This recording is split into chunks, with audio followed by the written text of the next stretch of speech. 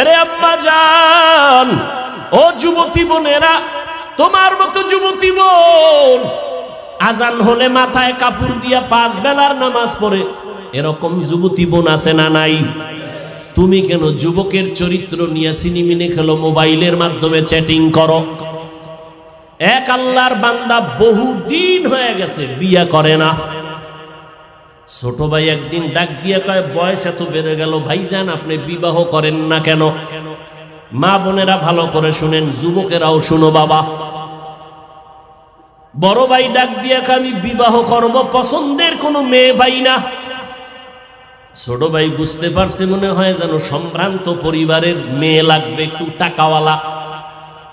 ডানে বামে খোঁজ দিয়ে এক প্রস্তাব দিল, অমুক বাড়ির মেয়ে বড় ভালো। বড় ভাই বলে, না আমি এ মেয়ে বিয়া করব না। বলে অনেক সুন্দরী। সুন্দরী চাই না তো কি চাও? হ্যাঁ, বড় ভাই বলে বিয়া করতে চাই, আমার সীমানা প্রায় পারাইয়া যাইতেছে, বিবাহের বয়স অনেক আগেই হয়ে গেছে, করি না, কারণ আমি এমন একজন আল্লাহর বান্দি যুবতী মেয়ে চাই। ছোট ভাই বলে, কেমন মাইয়া চাও? কয়, আমি এমন একটা মেয়ে চাই, যেই মেয়ে আমার স্ত্রী হইয়া আমার হাতটা ধরে আমাকে জান্নাতের ভিতরে ঢুকায় দিবে, আমাকে জান্নাতের পথে নিবে। আর এমন একটা মেয়েকে বিয়া করব, যেই মেয়েটা আমাকে একটা পুত্র সন্তান উপহার দিবে, যেই সন্তানটা উম্মতের জান্নাতের পথ দেখাবে। ছোট ভাই কয়, তোমার কপালে বিয়া নাই। চলে গেল। এই বিয়া নিয়ে এখন আর কথা বলে না। কিন্তু বড় ভাই ডাক দিয়া কয়, শোন, আমার অন্তরের নিয়ত যদি সঠিক হয়, ইনশাআল্লাহ আমি আজ না কাল এমন মেয়ে পেয়ে যাব, যদি আমার নিয়তে ভেজাল না থাকে। এভাবে ধৈর্য ধারণ করলেন। দীর্ঘ কিছুদিন পরে পার্শ্বে এক এলাকায় চলে গেল, শুনছে ওখানে এক আল্লাহওয়ালা আসছেন, বড় বুজুর্গ, দোয়া করলে কবুল হয়ে যায়। দোয়ার জন্য চলে গেল। গিয়া দেখে হুজুর মসজিদে ওজিফা পালন করে, আমলে আছেন। সালাম, হুজুর আমি অমুক এলাকার এক বান্দা যুবক, আসছি আপনার দোয়া নেওয়ার জন্য। বিবাহ করেছো নাকি? বলে না, করি নাই, দোয়া করবেন। হুজুরের সাথে কথা বলতেছে, ঠিক এমন টাইমে পর্দার আড়াল থেকে মসজিদের জানালা দিয়া একটা যুবতী মেয়ে সালাম দিল, আসসালামু আলাইকুম। হুজুর বলে, কে? বলে, আমি এই এলাকার এক যুবতী মেয়ে। কি চাও? হুজুর একটু দোয়ার জন্য আসছি, আমার আব্বাজান বড় অসুস্থ। তাই নাকি? বলে, হ্যাঁ। হুজুর ওখানে প্রায় সময় আসেন, মানুষকে দাওয়াত দেন, মসজিদে আমল করেন, মোটামুটি পরিচিত। এইবার মেয়ে কয়, হুজুর দোয়া করবেন, আল্লাহ পাক রব্বুল আলামিন আমার জন্য যেন ভালো একটা পাত্রের আয়োজন করেন। কয়, তুমি কেমন পাত্র চাও? কয়, হুজুর আমার বিবাহের জন্য আমি এমন একটা পুরুষ যুবক চাই,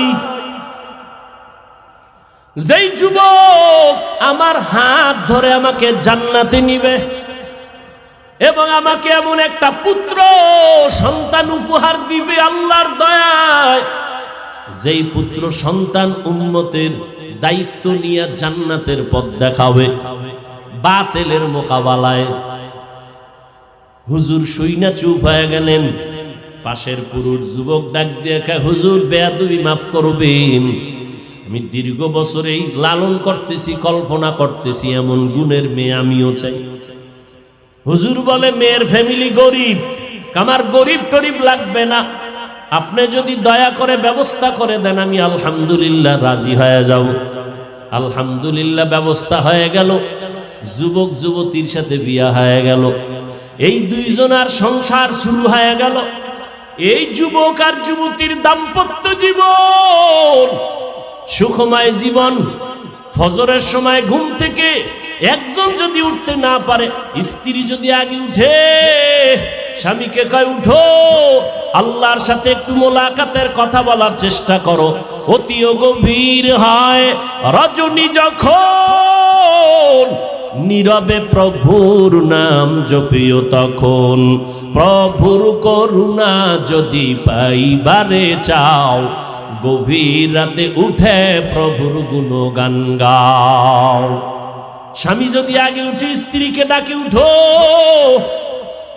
রান্না বান্না হয় না, এক বন্ধ, আগে নামাজ তারপরে রান্না। এইভাবে জীবন চলতেছে। এর মধ্যে একটা সন্তান আল্লাহ দান করছেন, পুত্র সন্তান। আল্লাহর কাছে দোয়া করতো নামাজ পড়ে, দয়ার মালিক তুমি আমাদের একটা নেককার সন্তান দাও, যেই সন্তানের দ্বারা দুনিয়াতে আমগো সম্মান বাড়বে, আখিরাতেও বাড়বে। আল্লাহ দোয়া কবুল করে ফেলছেন।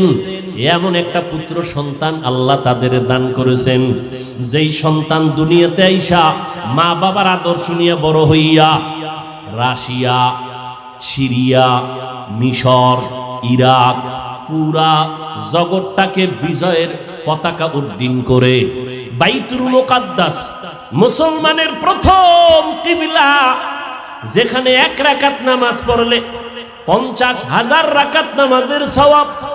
ওই বাইতুল মুকাদ্দাসের উপরে হামলা, বিভিন্ন বিধর্মীদের হামলা।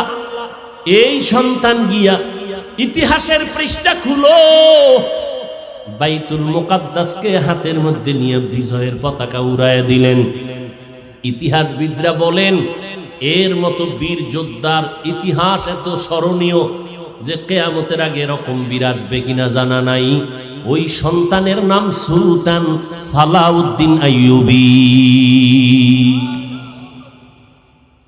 গুগলে সার্চ দাও, সালাউদ্দিন আইয়ুবীর ইতিহাস পড়ো,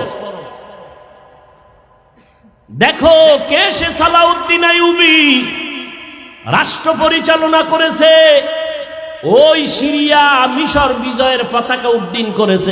বাইতুল মুকাদ্দাসকে হাতের মুষ্টির মধ্যে নিয়ে গেল, বেঈমানদের দখল থেকে, অত্যাচার থেকে মুসলমানকে পরিত্রাণের জায়গায় নিয়ে আসলো। এরে যুবক, আল্লাহর গোলাম, মনটা কি স্থির করা যায় না? অন্য মেয়ের চরিত্র যদি তুমি নষ্ট করো, তোমার বোনের চরিত্র তার একজন নষ্ট করতে পারে, তুমি এটা চিন্তা করো। এরে যুবতী বোনেরা, কত যুবকের চরিত্র নষ্ট করতেছো। তোমার ভাইয়ের চরিত্র যদি কেউ নষ্ট করে, তুমি কেমন মনে করবা? এইভাবে যদি একটু চিন্তা করো, তাহলেই তোমার অন্তরটা ঠিক হয়ে যাবে। আল্লাহ তো দরজা দিয়ে ডাকতেছেন। এজন্য ওলামায়ে কেরামের মজলিসে বসো। এই যে আপনারা বসছেন বয়ানে, আল্লাহকে সাক্ষী রেখে বলেন, জীবনে ওয়াজে বসেন নাই, আজকে 2 ঘন্টা বয়ানে বসার পরে আল্লাহকে সাক্ষী রেখে বলেন, অন্তরের মধ্যে কি একটু ধাক্কা লাগছে? এই যুবকেরা বলো, লাগছে?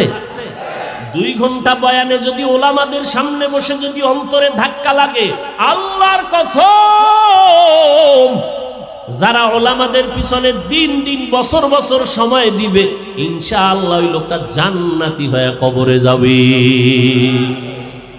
কারণ ওর মধ্যে ধাক্কা লাগতে লাগতে লাগতে লাগতে এত মজবুত হয়ে যাবে, না খাইয়ে থাকবে, হারাম খাবে না, নামাজ ছাড়বে না, মরিয়া গেল জামানে কালেমা জারি হয়ে যাবে। এরে যুবক, আল্লাহর গোলাম, এখনো সময় আছে, তওবা করো।